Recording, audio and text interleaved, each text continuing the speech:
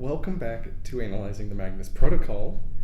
Today, episode 35, Terms and Conditions, which I suppose has a little bit of a double meaning with, the whole case in of itself, which is a very good one. We get more Mr. Bonzo, our beloved, lovely guy. He wants to see you. he wants to stay. He wants to play. So yeah, nothing more to get into this. This one was written mostly by Alexander J. Newell, that fella, with also editing by Jonathan Sims. No guest writings or anything. We kind of just jumping into it in Alice's computer, with her reading, like just books on like tech and computer, old like Windows 95 stuff. She says. It's the oldest one they still the oldest they still made and like could get their hands on, basically. And she's struggling to understand everything, very frustrated. She starts beating the book or just like slamming it on the desk. When Celia just like walks by and is like, "Oh, how are you doing?" And Alice is like, "I'm not doing well." She's trying to understand Colin's notes, which apparently towards the end of everything he started writing them in German, so that's not helping. It's not only German, it's code and ciphers, it's and bad. It's incoherent. Celia says that she's tried looking a little bit more into the Magnus Institute, other than finding like just symbols and stuff like that. She didn't really find anything else. A lot of alchemy stuff. Back to Alice says that Celia just had any luck with Freddie, looking at old cases, trying to compare them, whatnot. And Celia says she found something, but she's not sure how useful it is. But then we hear Norris. Basically, inmate records for Terrence Mennick. If you remember back in Mag 20, I believe, or no, Mag 10, Mennick was the person mentioned who was wearing a Mr. Bonzo suit when he killed a bunch of people. So this is apparently the parole hearing sort of transcripts of that. Basically, the chairman, Obadiah Quint, began by listening to those presented. A psychologist by Dr. Lindsay Harris, Alan Stolis, an independent, Felicia Ross, Mennick's legal representative, Chloe Leahy, the prosecution, Xana Beard, the victim support, Connors, Kasuje, a parole officer, and Rune Laverne, the stenographer, the tippy-tappy, the one who writes down the thing at the things. So Ross mentioned that their client, has asked not to be released into the public and actually to stay in prison. Mr. Bonzo. Yeah, to keep. We'll learn that in a second. To stay away from the outside. Quint asked if any of the others, anyone else had objections to that, which they did not. Obviously, he murdered some people. Harris highlighted that Mennick had not shown any remorse for his actions, although Ross then mentioned that Mennick had been receiving threats in the mail. Harris then asked Mennick who threatened them, and Mennick initially saying that, "Oh, you won't believe me, everyone I asked to sounds crazy, and I just I keep getting thrown into solitary, yeah." Every time I mention his name, basically saying Mr. Bonzo sends these letters to me and they're very threatening. After prompting that, he basically explains how Mr. Bonzo has been there throughout his life, comparing him to a god. At one point, yeah. He mentions that his father goes to church and he's like, "I don't believe my father, I worship Mr. Bonzo." Which is something. I really wonder how Mr. Blobby, the actual British mascot, has been perceived in the last few months from the Magnus fan base. I mean, it's also not like, there's, I don't know, maybe we're not a big group of people like the Magnus people. I mean, probably a million people or so that are fans. There's enough to change the image of Mr. Blobby, and fair. He was already. But then again, he was already kind of on the downfall. But I was gonna say, also people, are probably not like other fandoms where like they're gonna start hate bashing on the other things. So, Yeah, I don't think we're a that bit will calmer. This is a calm fandom compared to many of these. We keep our horror jokes inside. Inside the prison. But yeah, he says that he prays to Mr. Bonzo, knowing that deep down, Bonzo hears him. Bonzo is always listening. He then began to kill people while in the costume, knowing that Bonzo saw him and encouraged him to do so. And they laughed and laughed and laughed. That said a lot in that episode. A lot of laughs. After one murder, Bonzo did a double-length special episode showing his approval for the murders. Manic decided that he wanted to give Bonzo a surprise, feeling that he had earned it. He spent ages on the costume, making sure that it was perfect. He needed people to see him actually, murdering people, so that they think so that they think it was Bonzo, until he took the mask off. Before that, when he had the really expensive costume, he was using other costumes. I think he mentioned dressing up as Santa Claus one time. I think so. I think that was like in their in Saturday Night, the 10 episode where it's like, yeah, someone was wearing a Santa costume, something like that. Yeah. So basically, it's other costumes to this point, and then he makes the perfect, very expensive Mr. Bonzo costume. But unfortunately, he was caught by the police. Oh no, I hate when that happens. Although he didn't remember much from that moment, he just that the Bonzo suit that he wore seemed tighter than before, and a bit uncomfortable. Manic asked for a TV, but he wasn't allowed one, so he had a radio, or he wasn't allowed TV, radios, That's directly billboards. after getting into the prison, also. So he gets to the prison, he's like, where's the television? Nothing. And at Manic's trial, he yelled at Nigel Dickerson, the air host of Saturday Night Live, and Mr. Bonzo and all that sorts of stuff. Thinking that Dickerson, as Bonzo's best friend, would have known that he was there. Manic wanted to wanted to find Bonzo and apologize, but instead he was imprisoned. Whenever he tried to explain the situation to the guards, he was always put back into solitary, so eventually he just stopped trying. Manic started getting letters, one with, the same yellow paper, orange little flakes all over it, and massive purple thumbprint in the corner.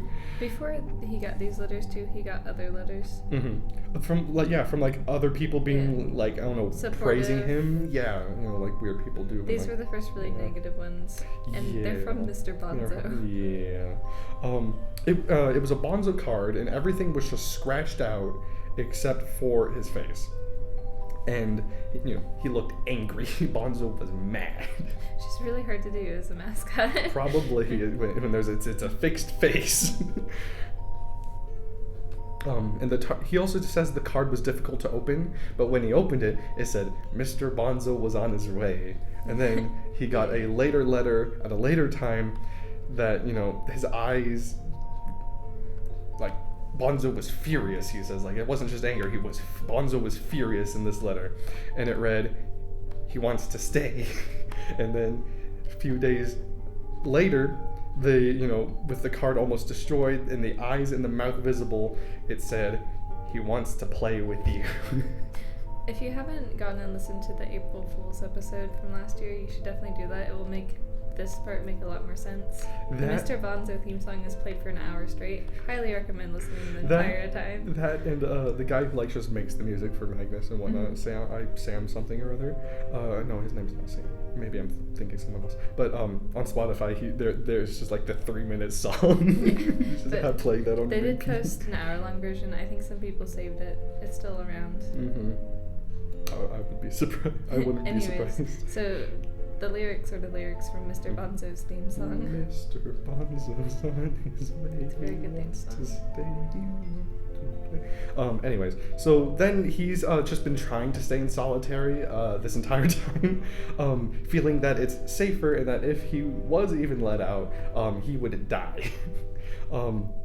Then Stolas recommended that Manic for the Elric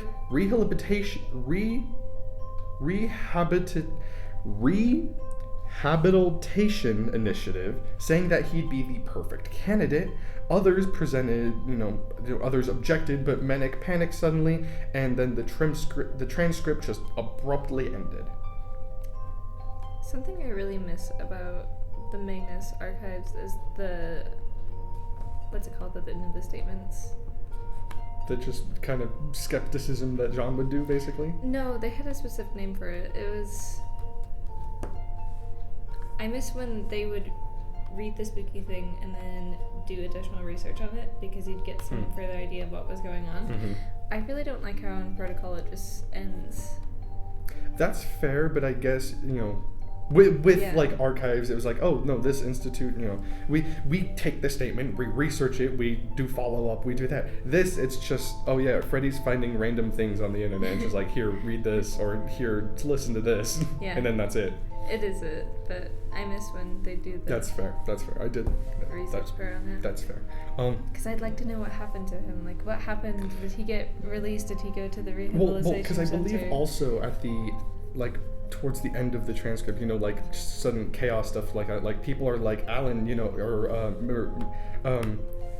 basically from what I understood it is like Menick is stands up because the Ross person is like, sit down, Mr. Menick, and Menick's like, Yeah. he's on his way, and then he's like, he wants to play with me, and then it's like then the chairman says, get him out of here.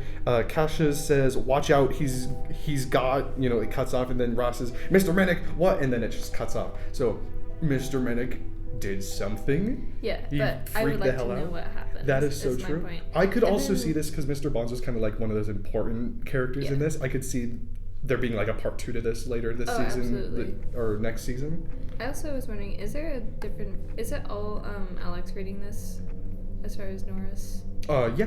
Okay. Yeah. I zoned out for a little bit and I came back and I was like, that is not Alex's accent. Something happened, but it's fine. Okay. So then we cut back to the office. Celia and Alice onto the camera in the break room, and it's zooming in on them, and they're Alice and Celia are chatting. I was about to say Sam. Celia is asking about the classification system and whether she's noticed any patterns or themes. Let me pull it up real quick. Okay, so Alice, the system has, 2,000 or 3,000 classifications? Some of them must come up more often, I guess. Celia, sure, but they're all so precise. Have you ever tried sorting them into themes like darkness, disease, being buried alive, or something? This is what I mean. This brings me back to season 1, Celia, and why does that Chester guy sound so familiar? Who's the voice actor for Chester?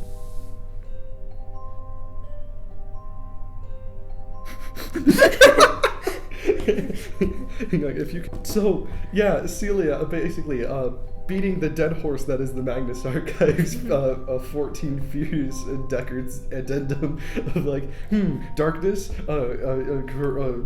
buried alive, disease, I don't know, are these there? Do these have classifications? And Alice is like, no. Then Gwen walks in, basically as soon as they're talking about what was it? Alice says, I don't know what you want from me, Celia. I've never noticed anything like that. Until recently, it was just pointless admin all the way down. Speak of the devil as Gwen walks in. And basically, Gwen is just, complaining about Lena's handover, and there's, asking, she asks Alice if you remember anyone named William Price who ever worked for the AR. Alice, doesn't remember that name at all. Alice then just kind of starts belligerently just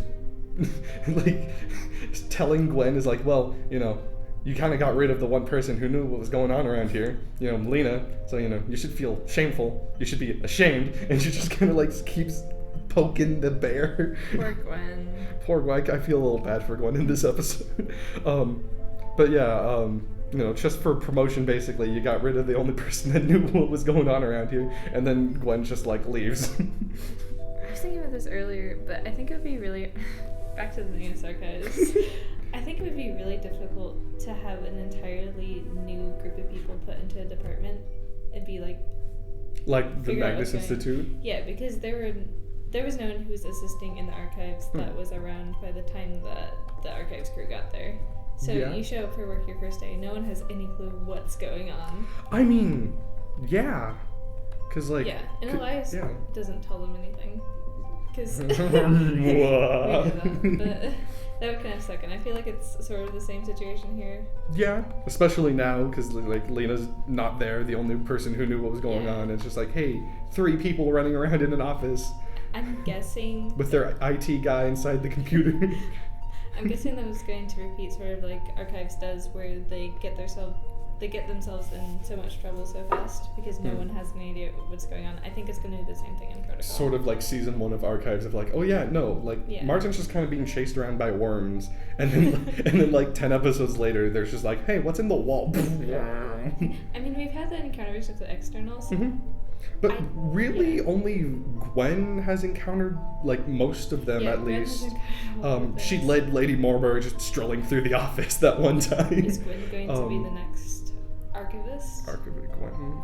A Bouchard? I don't think this is what's going to happen, but I do have a sneaking suspicion that there's going to be some sort of similar thing where they... following the similar sort of structure of where they can't get out. Yeah. Or like, oh, we're kind of stuck in the OIAR. Yeah. But who knows? Who knows? But then we get the very interesting part of this episode. Basically, Alice is on, Alice's phone or so. No, it's a camera. It's a camcorder. As Alice, leaves the AR, she runs into Teddy. Oh, hi, Teddy. We like Teddy. Maybe. We'll get to that. So, Alice just like runs into like the car, like a cart that Teddy's like carrying with a bunch of just old computer stuff, camera, other just tech stuff. He explains that this is for like his new job, that he kind of does like tech support stuff. And they talk to each other briefly. Teddy saying is that he needs to move on. He doesn't want to keep people waiting for their equipment. Alice leaves. And then the camera, we hear a very audible like zoom in sound, like, and Teddy apologizes to the camera, saying that he's on his way and that this won't happen again. Yikes. And then it's over. And yeah, that's this episode. William Price, if you didn't know, he appeared in Protocol 20 of Social Stigma as the head of the OIAR's response department in 1999. And then he was mentioned in paperwork that connected to Starkwall and the burning of the Magnus Institute. So William Price is a name. But okay, Teddy, my boy, I trusted you. I remember a lot of people thinking, it's like, oh no, we haven't seen Teddy like all season yet. Let's hope nothing bad happened to him. And it's like, oh no, I think he might be causing some bad things. So he's aware of Freddy being let me pull up the transcript again, because he quite literally, camera zooms in and Teddy, like, scared, says, I'm sorry, I'm on my way, it won't happen again. So he's lugging around equipment for something, and he knows like Teddy can just go through any machine basically, or at least old. No, because he also does cell phones. So Teddy's funky, but sure. I don't know. That was like my initial thought is like, oh, is he working with Teddy? Is this going back to the whole thing that Lena says is like, oh no, we manage the bad guys. And whatever job Teddy has now, like, does he even actually have a real job, or does he still kind of maybe, I don't know, lurk around the OIR and it's just like running errands for Freddy? Who knows? Because we haven't run into Teddy in the OIR since he left, right? Because I think the only few times has been like at the pub. Yeah, I know that for certain happens. Yes. Well, okay, I guess we'll find out, hopefully. I guess we'll find out. I kind of thought he just made it out. He made it out of the OIR, but again, obviously he's not out. He's not out. Similar to Institute, you can't really leave, so you're just kind of stuck there. So once you're there, maybe you don't ever leave. Perchance. Anyways, that was Mag Protocol episode 35. Terms and conditions. if you enjoyed this, leave your theories. What do you think Teddy is up to? I want you to comment down below what you think that Teddy's doing, and can we trust him? Anything other than pub related. Anything other than drinking. If you'd like to leave a like, subscribe, and be here for next week when we do this again, it'd be appreciated. And we'll see you next time.